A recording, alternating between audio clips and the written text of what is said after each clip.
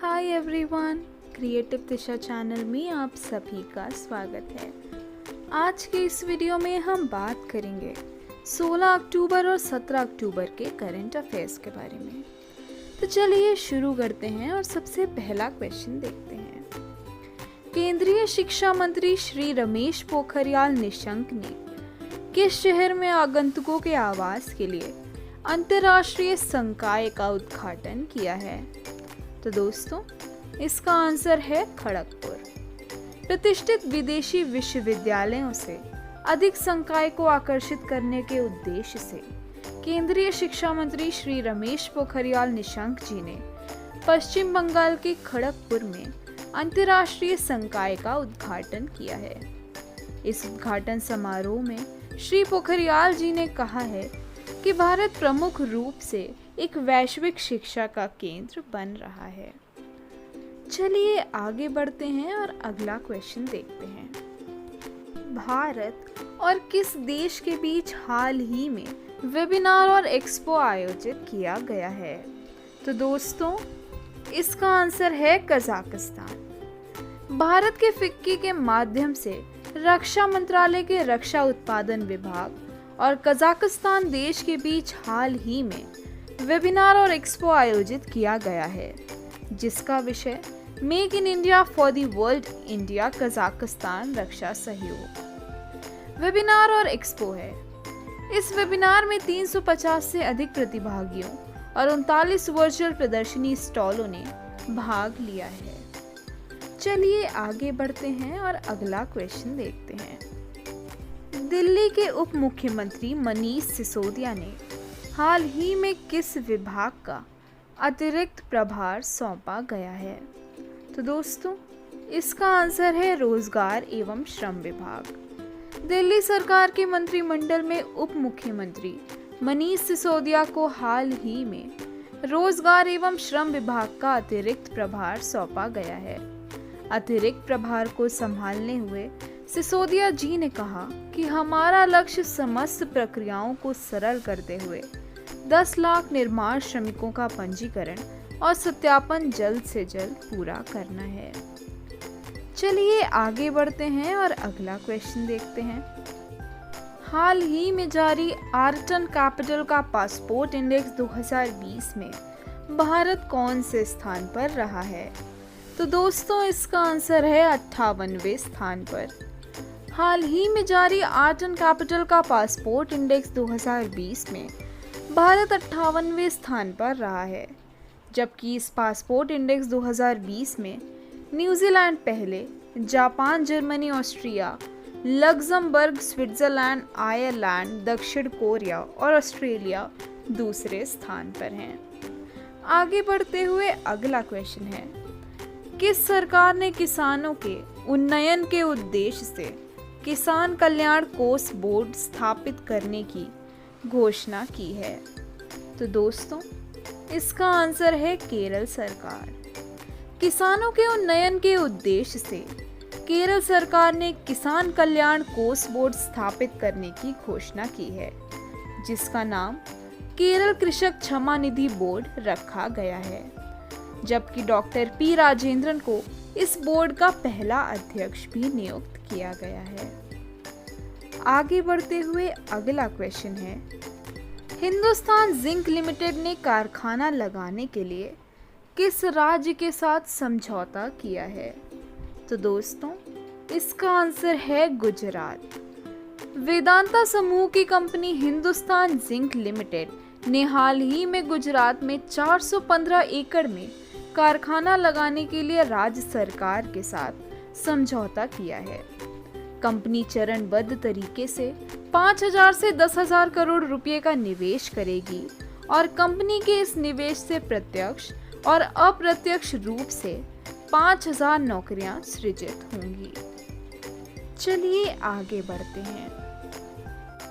भारत का पहला अंतर्राष्ट्रीय खाद्य एवं कृषि सप्ताह 16 से 22 अक्टूबर तक मनाया जाएगा।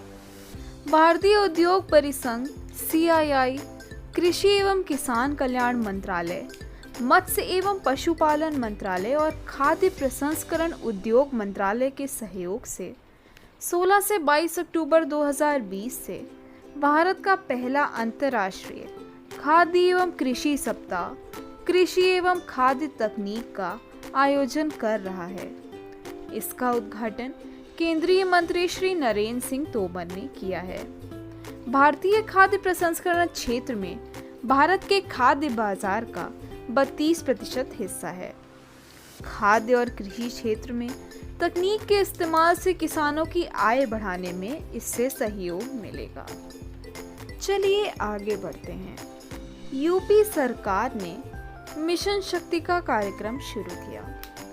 उत्तर प्रदेश सरकार ने महिला सशक्तिकरण कार्यक्रम मिशन शक्ति शुरू किया है।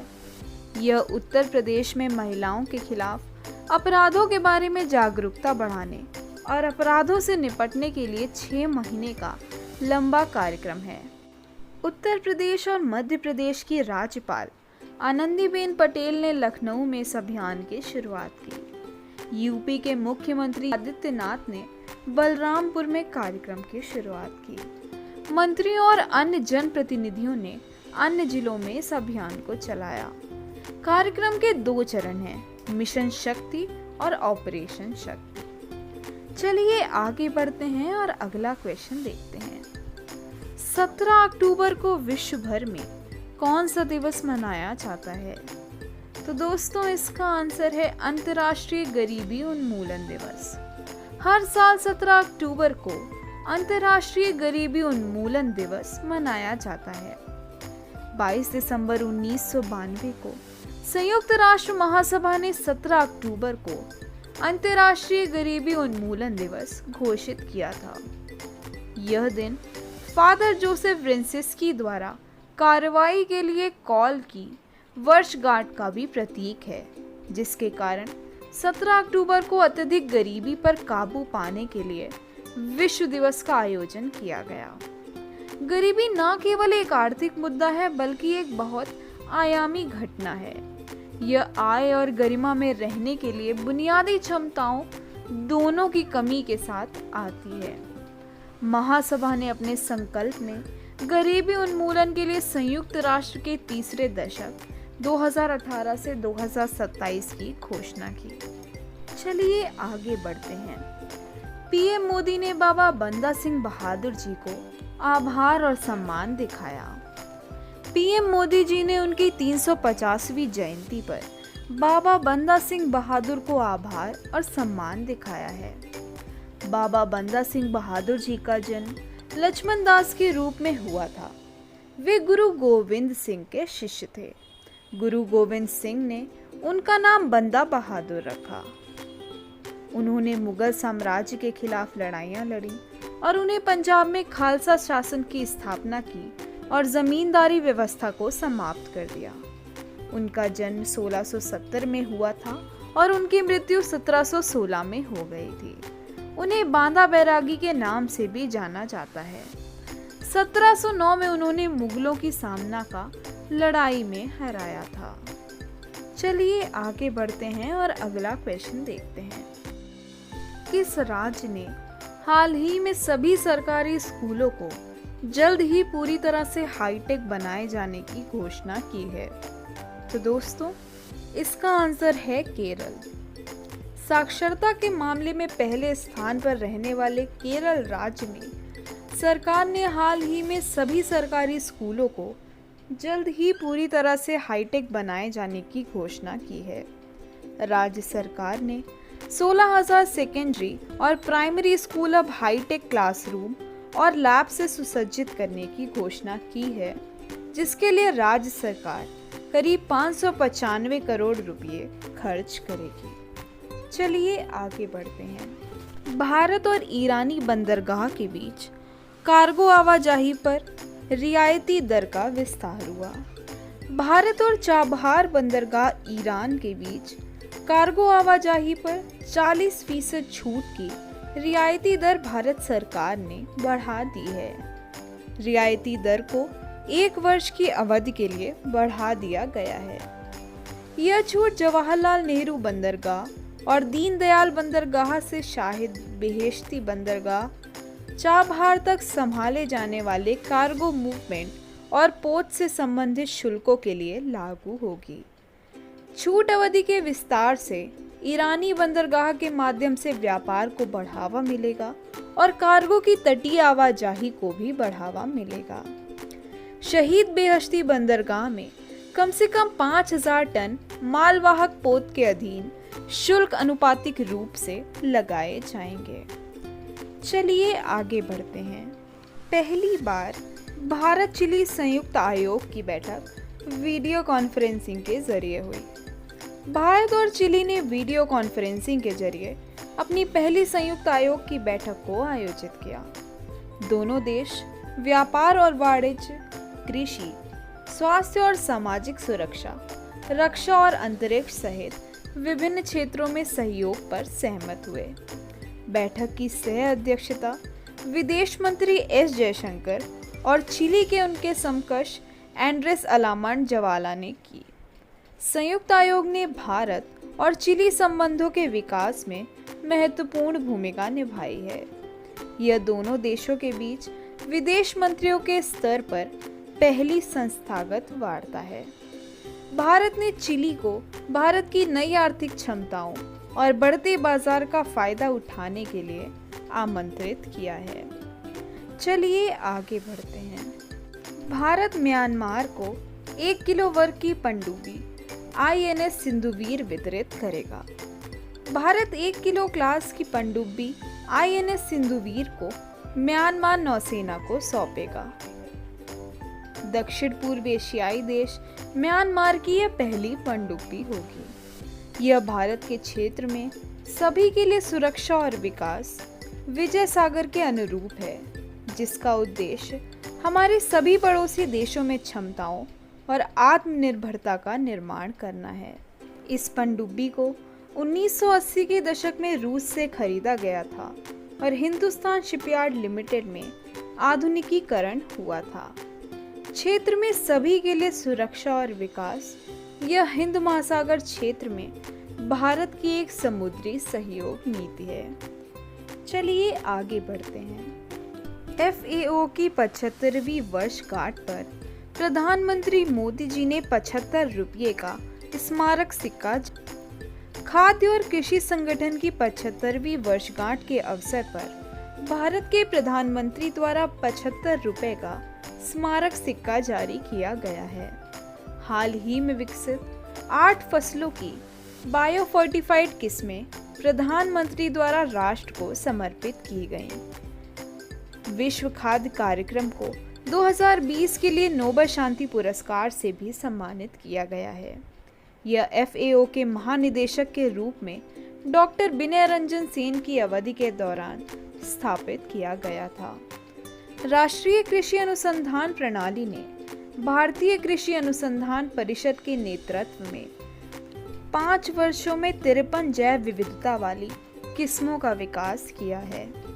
भारत सरकार ने देश में कुपोषण को दूर करने के लिए पोषण अभियान भी शुरू किया है। चलिए आगे बढ़ते हैं। केंद्रीय मंत्री नितिन गडकरी जोजिला सुरंग के लिए एक साथ ब्लास्टिंग प्रक्रिया शुरू करेंगे। सड़क परिवहन एवं राजमार्ग मंत्री नितिन गडकरी ने जोजिला सुरंग के लिए ब्लास्टिंग से संबंधित काम शुरू कर दिया है।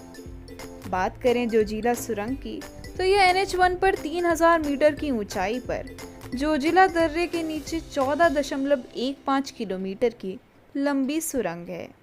यह द्रास और कारगिल के जरिए श्रीनगर घाटी और लेह के बीच ऑल वेदर कनेक्टिविटी प्रदान करेगा। इससे जम्मू कश्मीर में आर्थिक और सामाजिक सांस्कृतिक एकीकरण आएगा। हैदराबाद स्थित कंपनी मेगा इंजीनियरिंग को 6 साल के भीतर बालटाल और मिनामार के बीच जोजिला सुरंग के निर्माण का ठेका दिया गया था। चलिए आगे बढ़ते हैं। भारत और फ्रांस अंतर्राष्ट्रीय सौर गठबंधन के अध्यक्ष और सह अध्यक्ष के रूप में फिर से चुने गए। भारत और फ्रांस को अंतर्राष्ट्रीय सौर गठबंधन की तीसरी विधानसभा में 2 साल के लिए राष्ट्रपति और सह राष्ट्रपति के रूप में फिर से चुना गया है। विधानसभा में 53 सदस्य देशों और 5 हस्ताक्षरकर्ता और संभावित सदस्य देशों ने भाग लिया है।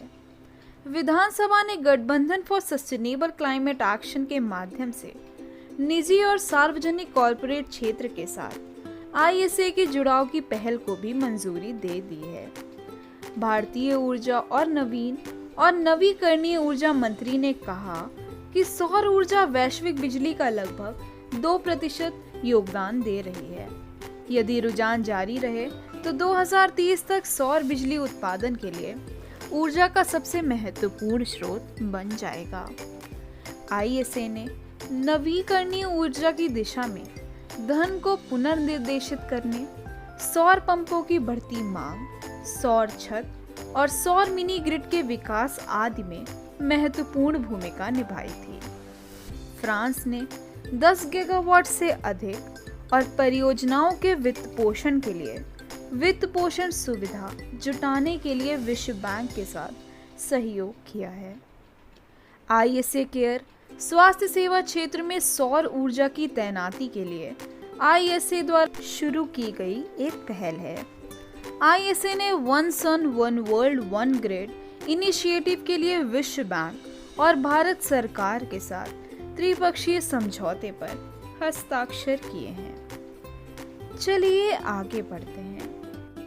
कृषि विभाग द्वारा महिला किसान दिवस वीडियो कॉन्फ्रेंसिंग के माध्यम से आयोजित किया गया। कृषि सहकारिता और किसान कल्याण विभाग द्वारा 15 अक्टूबर को वीडियो कॉन्फ्रेंसिंग के माध्यम से महिला किसान दिवस का आयोजन किया गया था। इस अवसर के दौरान प्रगतिशील महिला किसानों की प्रेरणादायक कहानियां पर एक ई पुस्तक का विमोचन किया गया और महिला कृषक और उनके कृषि में योगदान और सफल महिला किसानों की वैश्विक परीक्षाओं पर 2 लघु फिल्में भी लॉन्च की गई हैं। महिला किसान और महिला एसएचजी कृषि में बहुत महत्वपूर्ण भूमिका निभाती हैं और ग्रामीण अर्थव्यवस्था को भी बढ़ावा देती हैं। कृषि और संबद्ध क्षेत्रों में विभिन्न आय सृजन गतिविधियों में महिलाओं की भागीदारी को बढ़ावा देने के लिए महिला किसान दिवस को मनाया जाता है। चलिए आगे बढ़ते हैं। वायु गुणवत्ता के लिए दिल्ली एनसीआर क्षेत्र में ग्रेडेड रिस्पांस एक्शन प्लान लागू हो गया है।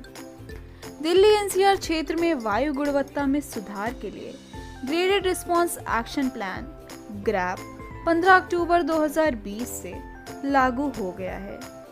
इसके तहत सरकार ने जरूरी या आपातकालीन सेवाओं के लिए इस्तेमाल होने वाले बिजली जनरेटर को छोड़कर दिल्ली में डीजल, पेट्रोल या केरोसिन पर चलने वाली बिजली जनरेटर के इस्तेमाल पर रोक लगा दी है। प्रदूषण नियंत्रण अधिकारी धूल और औद्योगिक उत्सर्जन साथ ही कचरे को जलाने की जांच के लिए रात्रिगत शुरू करेंगे। धूल को व्यवस्थित करने के लिए सड़कों पर बार बार पानी छिड़कने और मशीनीकृत सफाई करने का भी निर्देश दिया गया है। तो दोस्तों, आज के वीडियो में हमने बात करी 16 अक्टूबर और 17 अक्टूबर के करंट अफेयर्स के बारे में। तो आज के लिए बस इतना ही। मिलते हैं अपने नेक्स्ट वीडियो में कुछ और जानकारी के साथ। अगर आपको यह वीडियो पसंद आया हो तो इस वीडियो को लाइक करें और क्रिएटिव दिशा चैनल को सब्सक्राइब कर लें। धन्यवाद।